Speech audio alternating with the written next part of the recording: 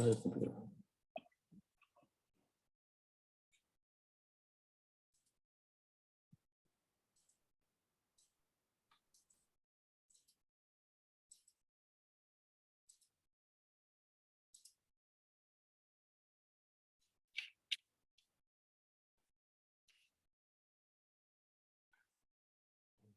gonna wait for the people who've been waiting to get into this coming. Okay.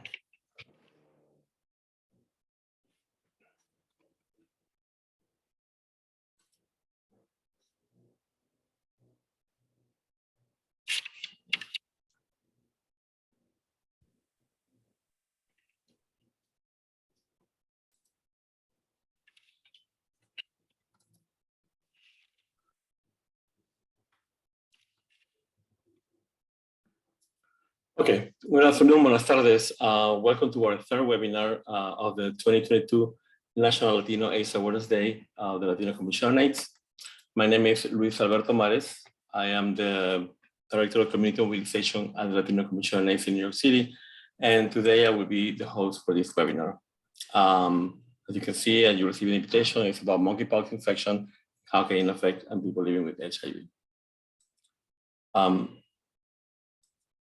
As I mentioned in previous webinars of this campaign, this year marks the 20th year of NLAT.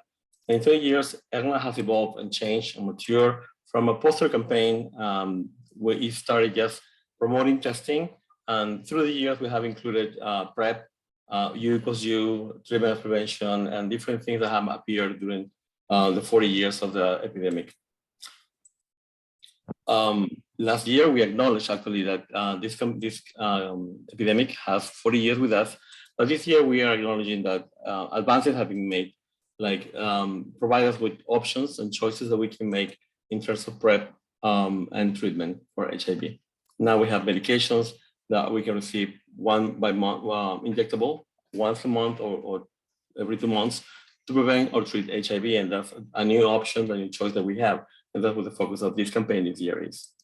But also, NLAT has such different endemics, the intersection of hepatitis C and HIV, COVID-19, different social determinants of health, like poverty, immigration, and lack of medical insurance, and how it affects the epidemic. But also, as I mentioned, endemics, we noticed that this year, there's a new epidemic appears affecting the Latino community as well, but the LGBT community, which is a monkeypox infection. And we consider that because monkeypox infection is affecting mostly members of the LGBT community, men who have sex with men, as well as HIV, and there is an intersection here that is important to address. United States Conference on HIV and AIDS just finished, and they had an entire morning what's called Institute about monkeypox on the first day of the conference. So we consider it's important to talk about monkeypox in NLAT this year. For this, we have Dr. Leandro Mena. Dr. Mena has been previously presented with us in our series of webinars Pandemia, when he came to talk about COVID, and today he's coming to talk about monkeypox. Dr. Leandro Mena is the director of the CDC Division of Sexual Transmitted Diseases Prevention. Throughout the course of his career, Dr. Mena has held numerous positions in the fields of public health and medicine, academia, research, and professional association management. Prior to joining the CDC, Dr. Mena served as a sexual transmitted disease medical director for the state of Mississippi from 2005 to 2021. That's why it appears the University of Mississippi. That's our mistake. And directed the Center of HIV and AIDS Research, Education, and Policy at the Institute for Elimination of Health Disparities from 2016 to 2021. Dr. Mena obtained his doctorate in medicine degree from the Universidad Nacional Pedro Enriquez Ureña in Santo Domingo, República Dominicana, and a Master's of Public Health from Tulane University School of Public Health and Tropical Medicine in New Orleans, Louisiana. He completed a residency in internal medicine at Cook County Hospital in Chicago, Illinois, and a fellowship in infectious diseases at Louisiana State University Health Science Center in New Orleans. Dr. Mena is board certified in infectious diseases and is a fellow in Infectious Disease Society in America. So Dr. Mena, first yours for you can share your screen and start now. Thank you. Thank you so much for the introduction, Luis. Let me share my screen.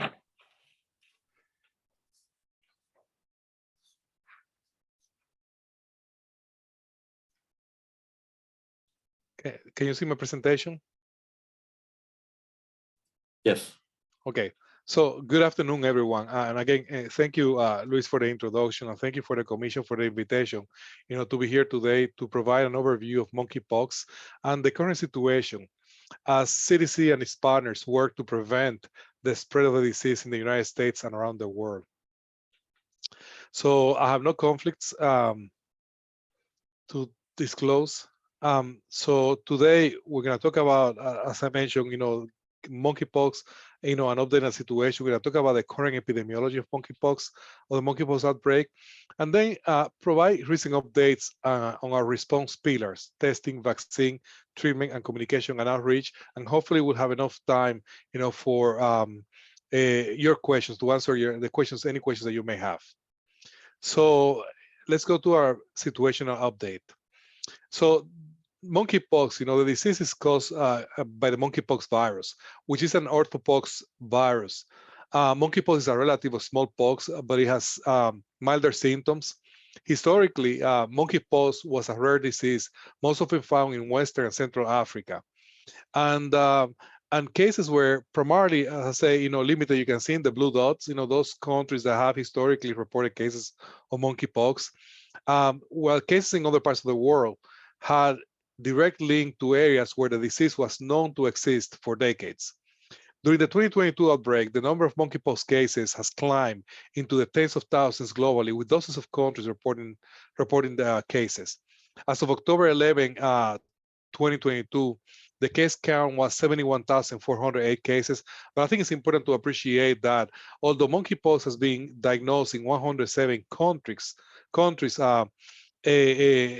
99 of which historically did not have monkeypox cases. 82% of cases have been diagnosed, have been reported in the 8 countries, that you see here: United States, Brazil, Spain, France, United Kingdom, Germany, Peru, and Colombia represents 82% of all cases. So on May 17, 2022, the United States reported the first monkeypox case in the current outbreak in Massachusetts. As of October 11, 2022, there are 26,778 cases in all 50 states, the District of Columbia, and Puerto Rico.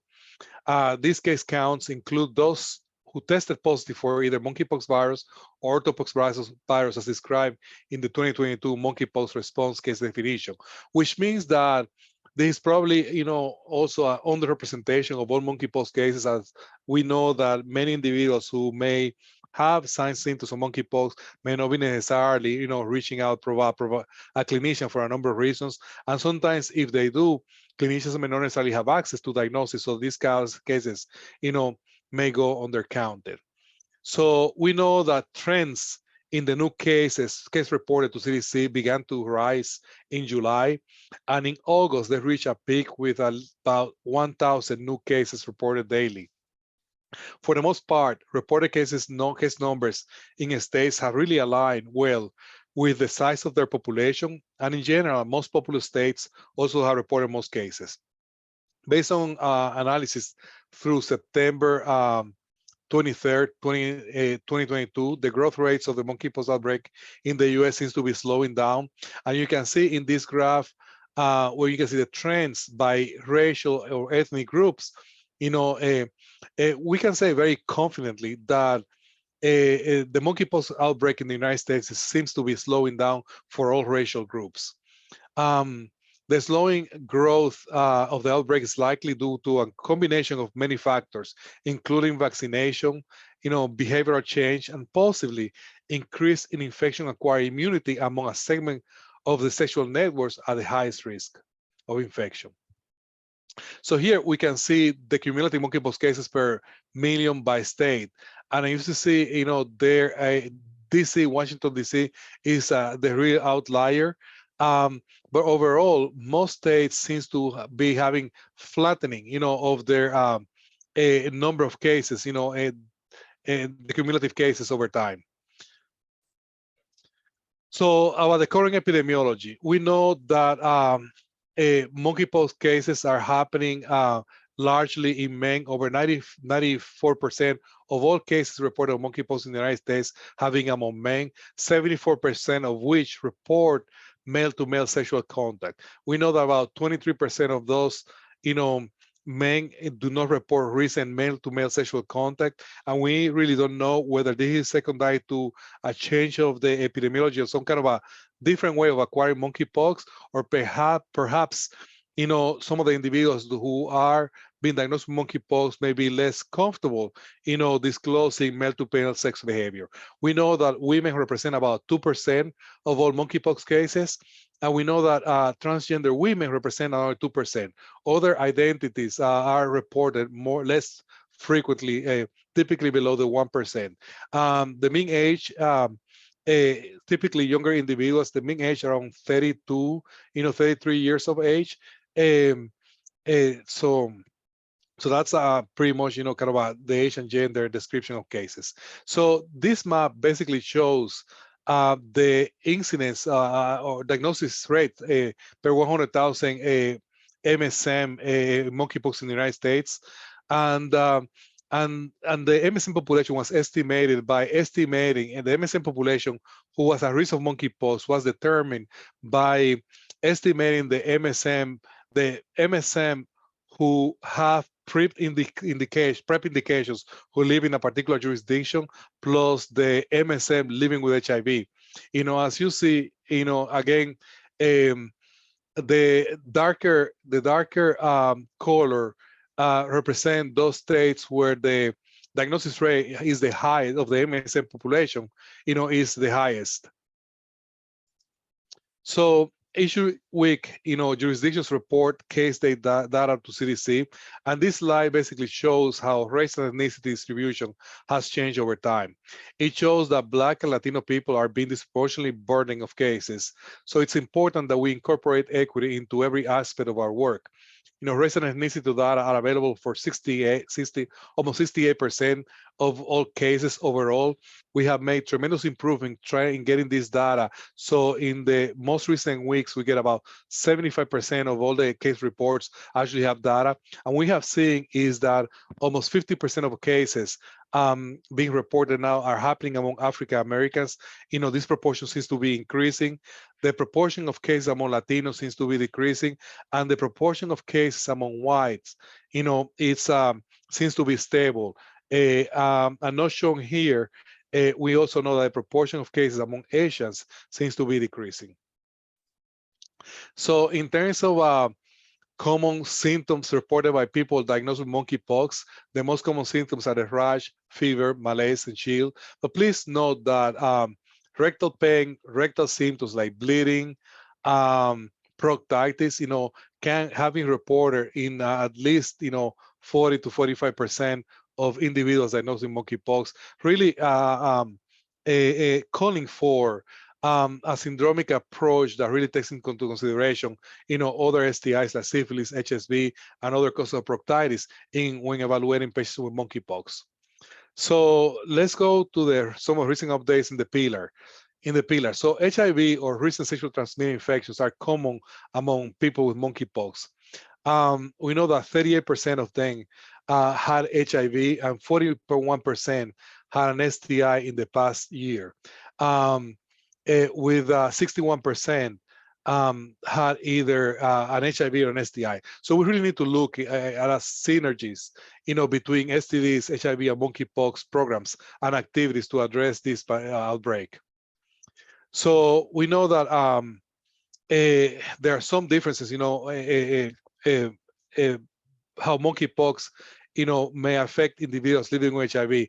We know that people with monkeypox and HIV were more likely to report rectal pain, tenesmus, rectal bleeding, purulent or bloody stools, and proctitis.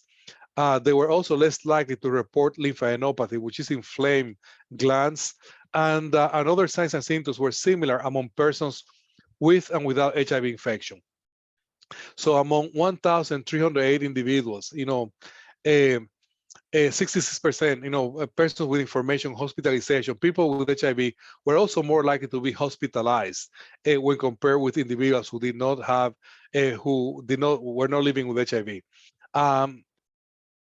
So we also know that among people with monkeypox living with HIV who had a viral load value, which means a detectable viral load, people were more likely to report lymphadenopathy, which is, again, inflamed, swollen glands, generalized pruritus, rectal bleeding, purulent or bloody stools, and 27% of them were hospitalized. So among people with a CD4 count less than 350, they were more commonly experienced fever, generalized pruritus, and 15% of them were hospitalized.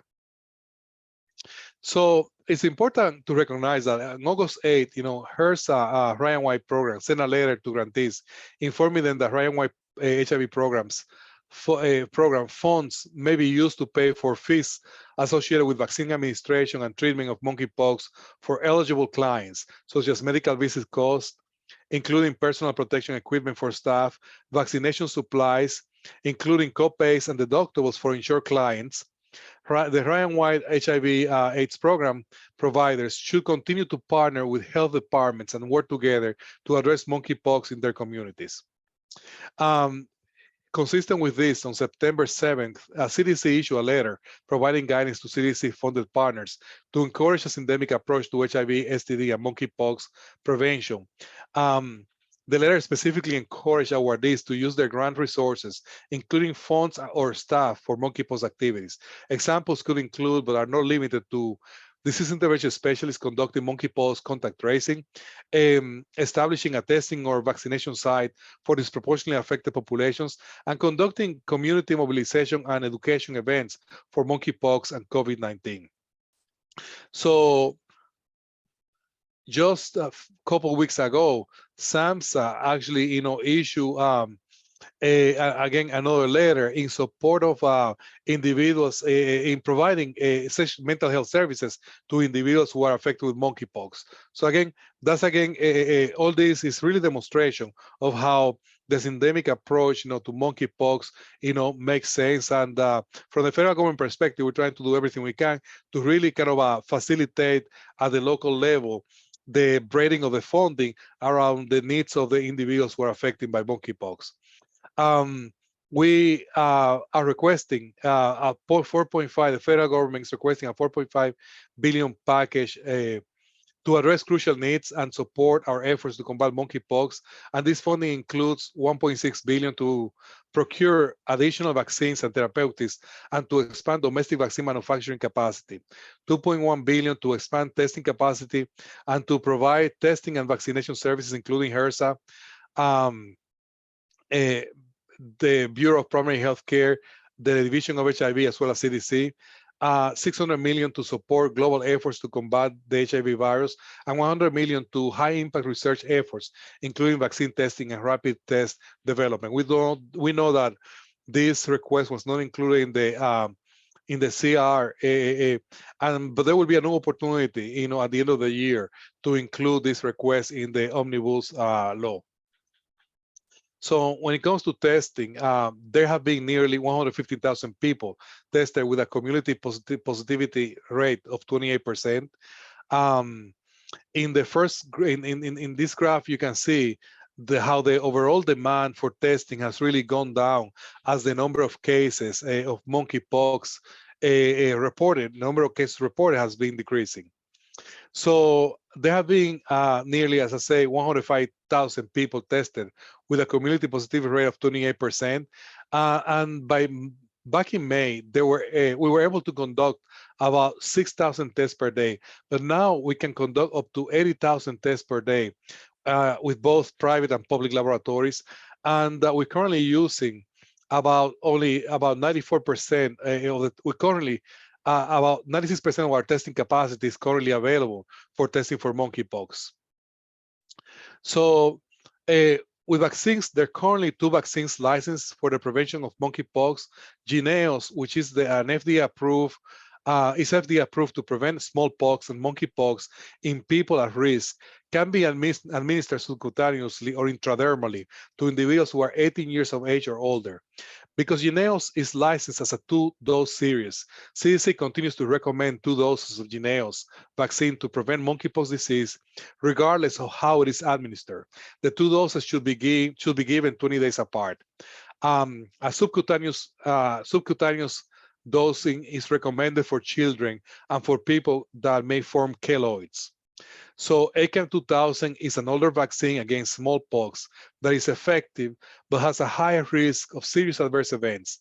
ACAM2000 should not be administered to people with weakened immune systems, some skin conditions like eczema, or children under 12 years of age. So to date, and this is through October 4, 2022, 873,552 doses of Jynneos having administered in the 54 U.S. jurisdictions reporting data as of October 4.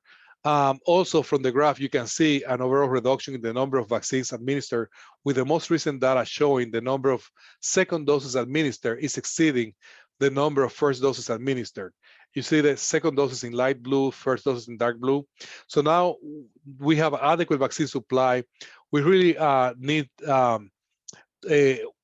efforts, right, to move beyond the early adopters and each other to each and each of the populations in areas where they may be more likely to get vaccinated. So as you can see from this slide, most of the vaccines have been administered to white, non-Hispanic men. There is a racial ethnic disparity in cases now, with an increasing proportion over all cases in Black and Hispanic men. Although Black and Hispanic men are the majority of the cases, but they are lagging in vaccine administered. We really need to do more to get shots in the arms of these groups. We know that right now, when it comes to Hispanics or Latinos, we are closer. Hispanics have about 20% of the cases, and they have about 19 to 20% of the vaccination. That's the group that is the closest. There's a huge disparity when it comes to the Black populations. So here, basically, you can see that we have ordered. There are about 6.9 million doses ordered, and we anticipate that we will have, by the end of 2022, at least 2.2 million, no doses, of vials. Understanding that each vial could potentially, if given as a sub-Q dose, each vial can actually give 5 doses. So this represents almost 10 million doses, from 2.2 total vials. So here, this slide basically shows the number of vaccines administered by state. All the states in gray are not reporting data to CDC yet, but we hope to see this slide update each week with more jurisdictions reporting. So among the 32 jurisdictions, among the 32 US jurisdictions, monkeypox incidence among people who are currently recommended to receive vaccine was higher among unvaccinated people compared to those who had received the first vaccine dose 14 days or more earlier. I think this is important information because when the vaccines were approved, they were approved on data that we had about the immunogenicity of the vaccine, right? On the fact that they produce antibodies, that were thought to be protective against monkeypox. But this is the first, real world data of the effectiveness of the vaccine. And while these data cannot really discriminate whether differentiate between people receiving one vaccine or 2 vaccines, or whether they receive subcutaneous or intradermal, these are really, one first step that really confirms what we know, that the vaccine is effective in reducing the risk of monkeypox infection. So it is exciting to see that there is a clinical trial evaluating alternative strategies for administering the vaccine. The trial will enroll 200 adults aged 18 to 50 years across 8 US research sites, and all participants will receive the Jynneos vaccination administered intradermally. One arm of the study will receive the standard regimen. Another arm will receive 1/5 of the standard regimen, which is the regimen that is currently authorized by the FDA. But a third arm will receive 1/10 of the standard regimen. It's even a a smaller dose. And it is important to know that people with HIV can enroll in the trial. So please check out the website for more information. So what about our efforts in equity? We're very excited to see the results of several equity interventions that have been held in the last month. As a matter of fact, we started in August, in Charlotte, North Carolina. So we have been able to administer over 11,000, vaccines at Pride events. As I mentioned, we started in Charlotte Pride in August 20. Then over Labor Day weekend, we had Atlanta Black Pride and Southern Decadence. Then later on, earlier this month, we had the Oakland Pride and Pride Fest. And we had the Boise Pride last month, and this month we had the San Francisco Folsom Street Fair and the Castro Street Fair. So CDC is really working with partners to remove barriers to vaccination for populations that have been disproportionately affected by this outbreak. And these populations include Black and Hispanic, Latinos, Asian, Native Americans, gay and bisexual men, and other men who are men. So some of the barriers that we recognize include language, stigma, location of vaccination sites, vaccine hesitancy, and mistrust of government. So on September 15, CDC launched a new equity pilot program to encourage even more innovation in vaccine administration outreach. This initiative will focus on addressing disparities in vaccination within most affected populations. The project will be, so we support new, innovative, and non-traditional ways to close vaccination equity gap. The US government will be allocating 10,000 vials of Jynneos vaccine for a program, and applicants must submit proposals through state and territorial health departments, tribal governments, federally funded tribal health care, or cities currently receiving monkeypox vaccine through the strategic national stockpile. So, we also have increasing evidence that our communication are working. This slide is from an MMWR released in August that shows significant behavioral change among gay, bisexual, and other men who are with men, with 48% of men reporting reducing the number of sexual partners, 50% reported reducing the one-time sexual encounters, and 50% reported reducing sex with partners met on dating apps or sex venues. This data demonstrate that the role of community changing their behavior is so important. This initial study is further supported from a recent study published by the University of Texas with an even greater sample size, where they show that overall 56% of men who are with men and transgender women reported changing their sexual behavior in response to the monkeypox outbreak. Also, as a third study, from the Annenberg Public Health Policy Center from the University of Pennsylvania with a population of US adults, show vast improvements in knowledge and of monkeypox and willingness to get vaccinated if exposed when comparing data from July to August. So over half, 61% know that the vaccine, that there is a vaccine against monkeypox, which is up from 34%, and 84% of individuals know that monkeypox usually spreads through close contact. Nearly 2/3 know that men who are with men are at high risk, and most Americans, 73%, say that they would be likely to get vaccinated, which is, an improvement from 27% at the beginning of the summer. So when it comes to treatment, although there is no treatment specific for monkeypox, we know that there are some antivirals available to treat the disease. The FDA allows the use of tecovirimat, also known as TPOXX, which is an FDA-approved antiviral to treat smallpox, to treat monkeypox during an outbreak. So in addition, other drugs may be useful against monkeypox but have not been tested. FDA has licensed Vaccinia immunoglobulin, also known VIGIV, for treatment of complications from smallpox vaccination, and FDA is permitting the use of VIGIV for the treatment of orthopoxviruses, including monkeypox during an outbreak. Cidofovir, also known as Vistid, is an antiviral medication approved by the FDA for the treatment of cytomegalovirus retinitis in patients with AIDS, and brincidifovir, also known as Tembexa, is an antiviral medication that was approved by the FDA in 2021 for the treatment of human smallpox disease. So on September 9th, CDC published this MMWR that reported on safety of tecovirimat or TPOXX in 549 patients. As a reminder, TPOXX is under expanded access investigation and new drug protocol. So overall, the report indicated very few adverse events and indicated that TPOXX was safe. Not reported here, but on the CDC website, the majority of people who have received treatment are non-white persons of color. Data supports that treatment is really getting to the populations with the highest burden of disease, and this is what we can see here. So if you remember the slide that I presented with African Americans having the high proportion and Latinos having the high proportion of cases, but if receiving fewer vaccines.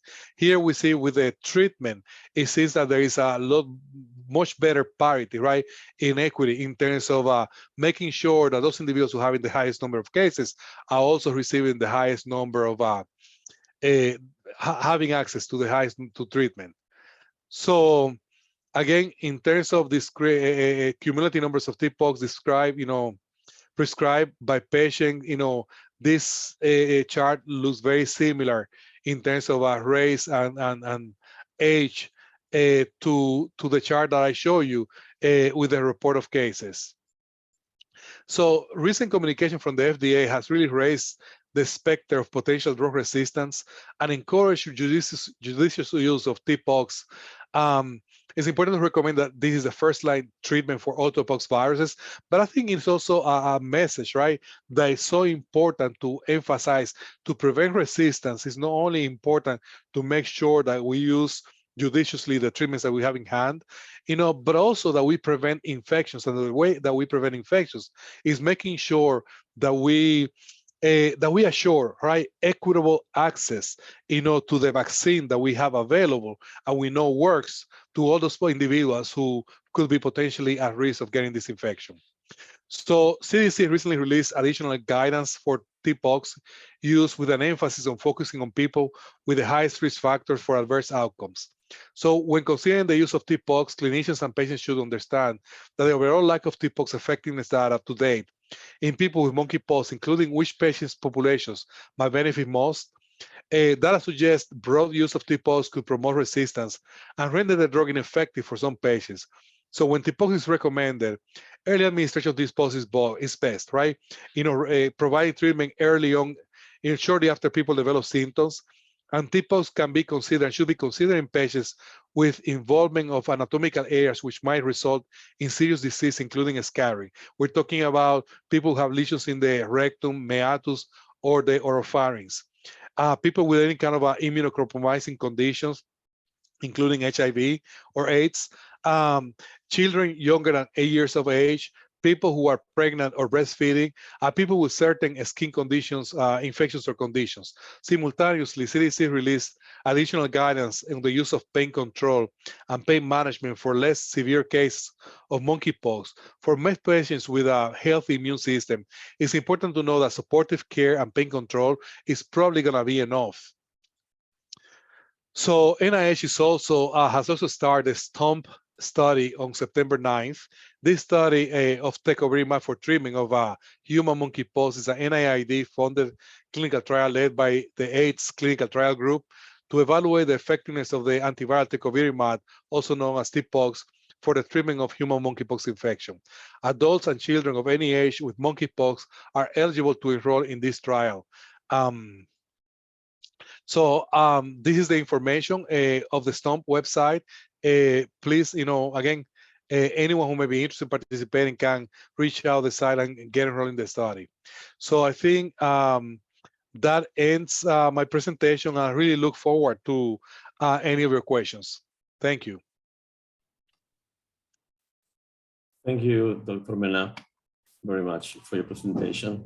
I was glad to see that treatment is being distributed in a more with equity among the people who are being affected the most, and that's a good thing, because that's not something that we see mostly in the HIV field or in COVID, as we have been even recently. There are some questions in the Q&A box. I'm gonna Joshua Dees asks, how is that the rates of monkeypox is high in the gay community?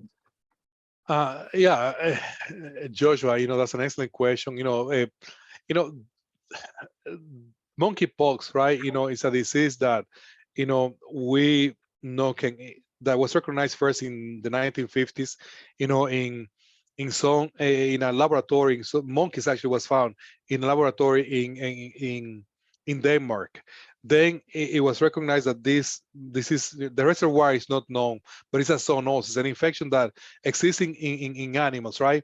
And from time to time jumps into humans. So the classic monkeypox is basically infected largely children, in Central and West Africa, and that's kind of how we knew monkeypox, right? Then in 2017, monkeypox reemerged after many years of not having monkeypox in Nigeria. And early on in Nigeria, there was an association between monkeypox and sexual transmission, individuals who have multiple partners, and also instead of affecting children, this time was affecting older adults, disproportionately male.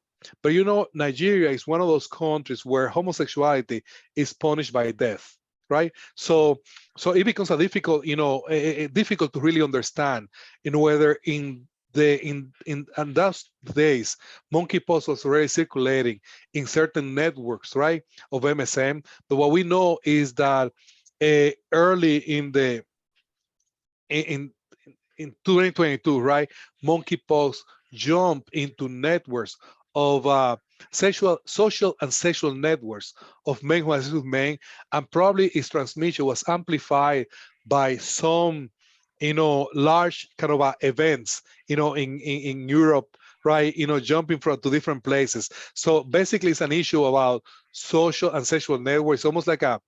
There are many organisms, right, that are waiting in line to the right opportunity, right, to right almost ecologic, epidemiologic opportunity to jump into human networks. And I think that men who with men, gay, bisexual men, social and sexual networks became this great, niche for monkeypox to reproduce and transmit within those networks. Thank you. There's another question here, probably because we work in the CDCs. I see a lot of commercials encouraging people to begin taking PrEP. I don't see a lot of advertising about taking a vaccine for monkeypox. Why is that? That's a great question. The vaccine for monkeypox, the initially, although we had a vaccine available, that vaccine was not really, commercially available. So that vaccine was really part of the national stockpile, and that the availability of vaccine was limited in such a way that the initial vaccine recommendations were basically directed to people who were basically using post-exposure prophylaxis, were primarily given to people who have been in contact with someone who had monkeypox. Then that recommendation was expanded to what is called PEP++ to include people that may not have had a direct exposure to someone with monkeypox, but in theory probably had one because they were within the last 14 days in a social network, where people may have had monkeypox. For example, in cities, someone was hanging out, in a party or sex party in a city when increasing monkeypox cases. So now that we have more vaccine, we're expanding a vaccination of monkeypox to PrEP, pre-exposure prophylaxis, right?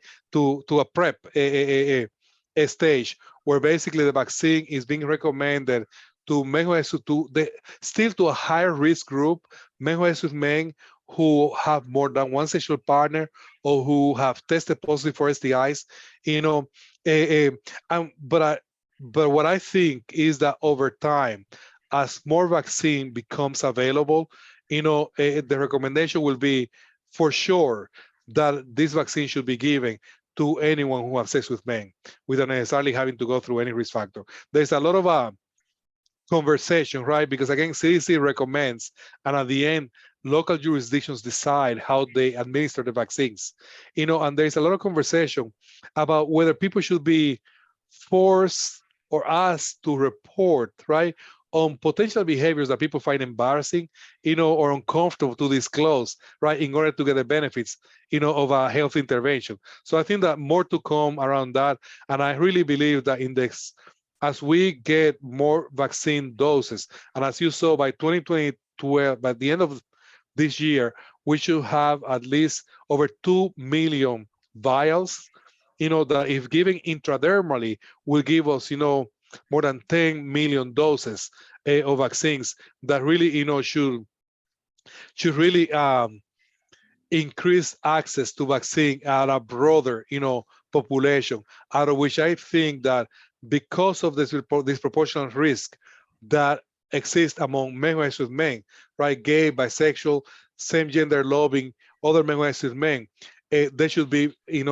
first on the line of getting vaccination. Thank you. There is another question from Joshua again. How could the gay community be able to protect themselves from monkeypox if the person is not vaccinated? Well, the first thing is, first thing is right to get vaccinated. I think vaccines actually really work, but if vaccine is not, again, a choice, right? It's important to make sure that you talk to your partners, as everything, if you, the way that monkeypox gets transmitted is through intimate contact, right, with someone who has monkeypox. We know that the rash, the vesicles, the lesions have the most amount of virus, that can be transmitted. We know also people can have it, respiratory secretions. I mean, close face prolonged and close facial proximity can allow the transmission of monkeypox. So again, avoiding, contact to people who have monkeypox, making sure that also we know that objects, like dressing, bed sheets, towels that have been used by someone with monkeypox can serve as, fomites. It can serve as a transport, right, for monkeypox. And if you have monkeypox, basically, making sure you're covering your lesions, avoiding, going out into the public, as long as it's possible, right, unless there's an emergency, is something that you absolutely have to do until all the lesions completely heal. Monkeypox has 4 lesions. They didn't include that. Different stages. Starts with a little bump that scabs, and people are infectious until all the scabs kind of fall off and you have a normal skin. So making sure, again, if you have monkeypox, that you don't come in contact with anyone, right? Until all those scabs go away. And if you don't have monkeypox, but you see people, who have scabs, avoid touching the direct contact with them. That will be helpful. I mean, washing your hands is always good. Monkeypox is good thing is that monkeypox virus is very susceptible to common, disinfectants and detergents, domestic detergents. Smallpox was eradicated from the world in 1980. Some of us were born before that and live in countries outside the United States. So some of us received a vaccination for smallpox, and I heard that that vaccine provides a certain protection against. So that's an excellent question, Luis. We know, as a matter of fact, we know that the orthopox viruses, right, are very similar in such a way that the vaccine, immunity for one virus gives you some protection to the other virus. And as a matter of fact, the emergence of monkeypox, both in Africa, right, and globally, really seems to coincide, right, with the waning of the immunity that the smallpox vaccination, gave to many populations. So we know since the monkeypox cases emerged that people with monkeypox have acquired, right? People with monkeypox, people who were vaccinated for smallpox, either because of the military service or because they were over 50 years old, they are over 50 years old and have received their smallpox vaccination, can get monkeypox, but there is some, residual, right, immune protection that we still are trying to understand and potentially may ameliorate or may make milder, right, the presentation of the disease among people who may have previously, been previously vaccinated. Thank you. I have my mark here from smallpox. Jose Torres wants to know if this is a one-time vaccination or do we have to get vaccinated every year? So great question. The vaccination for monkeypox requires 2 doses, 28 days apart. Once that happens, typically, the protection lasts a long time. We don't know how long it will be, but I can tell you that it will not be once a year. My assumption, and again, I'm not a vaccination expert, orthopox vaccination expert, but I'm an infectious disease specialist, is that probably second dose may not be needed, probably in a span of 10 years or so, from people who work in laboratories, right, that get vaccinated for monkeypox because they work with these viruses. For most folks, I do think that the vaccine is given to them every 10 years. Karin Timur wants to know, how can we say that people at more risk for monkeypox are only gay and bisexual men when most areas in the US will not provide testing to people who aren't gay or bisexual men? Since we know that there are children who have gotten monkeypox and that some men have sex with both men and women, how can we deny eligibility for testing and vaccination to women? So, well, let me see how I unpack that. So let me say like this, right? The group that is most disproportionately affected is gay, bisexual, same gender loving, right? Being respectful that people identify in many different ways, and other men who have sex with men, right? Having sex with men is a #1 risk factor for the current monkeypox outbreak. We know that there have been some women who have been infected with monkeypox. Many of these women, and we don't have the whole data available, but many of the women, for cases in women for which we have some data, they report actually sex with men, right? And so any woman who presents, or children who presents with a rash that may look like monkeypox, right, is being tested for monkeypox. I mean, testing is not at all, limited to MSM, men versus men. Is available for everyone. Treatment is available for anyone who may have indications for treatment. The post-exposure prophylaxis, the vaccine. If a woman comes and say, "Oh, my partner had monkeypox, I've been exposed to monkeypox," or the woman will be vaccinated. So the post-exposure prophylaxis is not limited to people of any particular, sex, gender, or sexual preference. As long as if you are exposed, you go in. Most cases in children have been largely children with a domestic exposure, which means that someone in their household, has been diagnosed with monkeypox. So again, right now, a vaccination, the pre-exposure prophylaxis, because there are limited availability of vaccines, are really being, again, tailored to those populations that are disproportionately affected by monkeypox. And if you saw in the graph that I had, 94% of monkeypox cases in the US have been in men. And globally, not only in the US. The question saying, Joshua, wants to know, what is the big difference from monkeypox and chickenpox? They're only the same as pox, right? In the word pox. So chickenpox is actually a different virus. It's a herpes.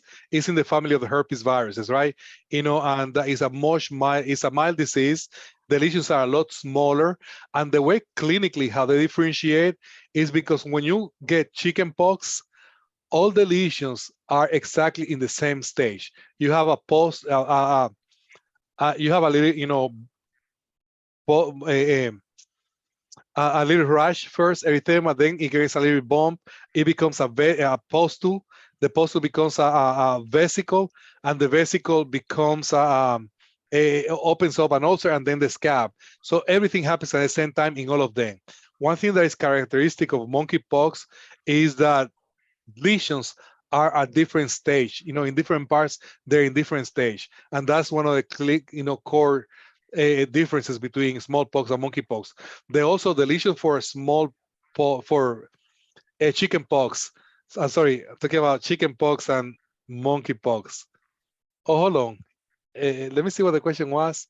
The question was what's the the difference difference between chicken pox and monkeypox, right?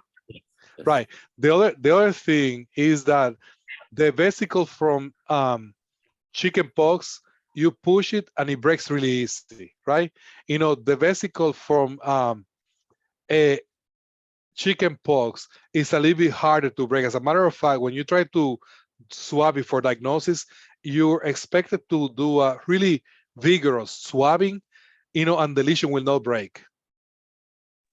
The one for monkeypox. Right, for monkeypox, yeah. Mm-hmm.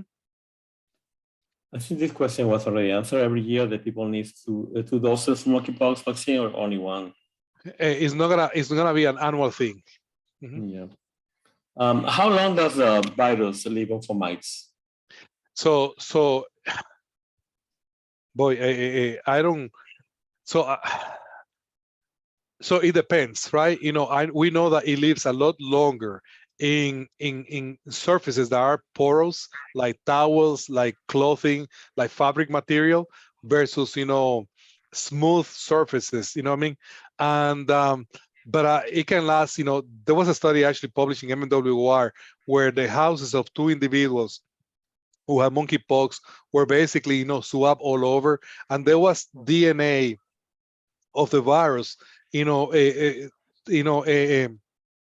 captured 2 weeks, after they have, healed, from monkeypox. But we're not really sure how long it can last. I say the most important thing is that monkeypox is very susceptible to domestic, and common cleaning, and detergents. Twenty more wants to know what is different between monkeypox in Africa, which you report to be a disease primarily of children, and monkeypox in the US, which seems to be primarily a disease of men who have sex with men. So that's a great question. So let me take a step back, right? In Africa, monkeypox are actually two different clades, right? Two different big types, clade 1 and clade 2. Before clade 1 was known as the central, the Congo clade, right? Typically from what it was known as Zaire, the Democratic Republic of Congo, and the clade 2 was the West African clade. So the clade 1 is actually they're both presented in children, but the clade 1 was a much more severe case. And as a matter of fact, the mortality of the clade 1 is about 13%, 11 to 13% of people basically died of the disease. The clade 2, which is the West African clade, is a milder disease, which has a lower mortality, about 1 to 3%. So the current outbreak that we have is actually a subclass of the clade 2, right? The clade 2 now has 2A and 2B, and I believe that the current outbreak is in the US in MSM is primarily caused by the clade 2A, and not only in the US but also in Western Africa. Sorry, in Western Europe. So it's just different, different type of virus phylogenetically, and there are some variations, right, that the virus has had that may be induced by the mode of transmission, right? As the virus passes through different barriers of protection that the body has, let's say the mucous versus the skin, right? The virus is a structure is influenced by those protections.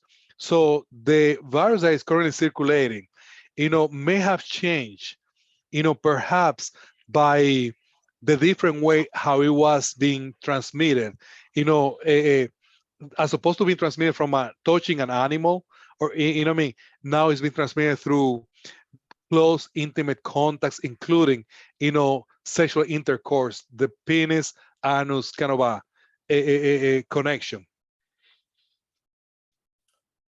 How likely is that if you get the monkeypox infection that you can get it again? Great question. So it's very, very rare, right? I talked to Dr. Dimi Ogoine, who I think is one of the world experts in monkeypox, right? He's in Nigeria, and he described the very first outbreaks, and he said that he has seen one case, right, where he believed that this has been a recurring infection. So I think you can assume from all intent and purposes that it will be very unlikely that someone who had monkeypox will have it again. How is it that our children are getting infected?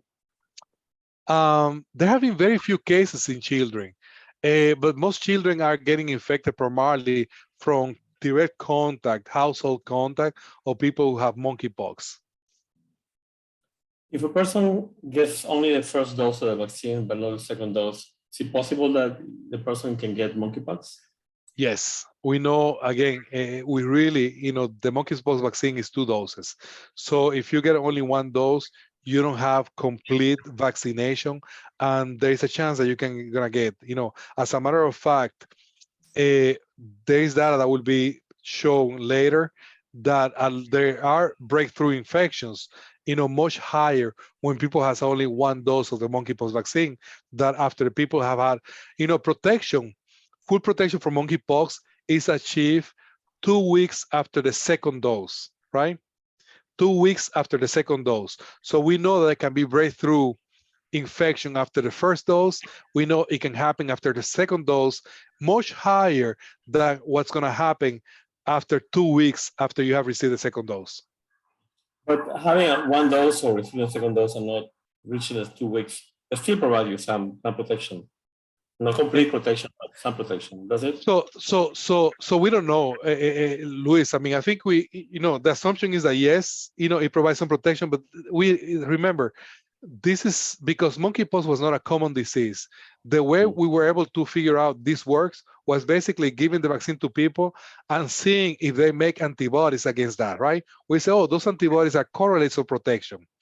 This is the first time that we're really testing this vaccine in a real outbreak and seeing how it works. We already know. That's why the data that I showing that people who had received at least 1 dose had a 14 times reduction in risk compared to people who didn't. But what we know from our studies is that the maximum antibody response is 2 weeks after the second dose. And that's why we insist people should have 2 doses at least 28 days apart. It could be a little bit longer, so there's some room there. But please make sure if you had 1 dose, get your second dose. There's no more questions here. I think there were a lot of good questions from the audience. Thank you everybody who participated, and thank you, Dr. Mena, with this amazing presentation on monkeypox. I think everybody has learned a lot today. With this, we're gonna end and invite you. We have tomorrow another webinar on PrEP.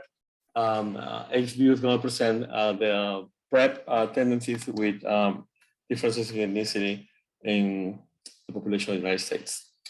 And the following day, we're having another webinar, which is going to be about, I forgot, we have so many webinars. We have one more U equals U on the 20th, and we have a vaccine, HIV vaccine, on Friday with Columbia University Research Department. So I hope all of you can join us again tomorrow and the day after tomorrow and on the 20th for the last 3 webinars of this year's campaign. Thank you, Dr. Mena, for your participation today. And thank you, everybody, for being with us today. Thank you for having me, Luis. Good to see you. Thank you. Bye. Good to see you.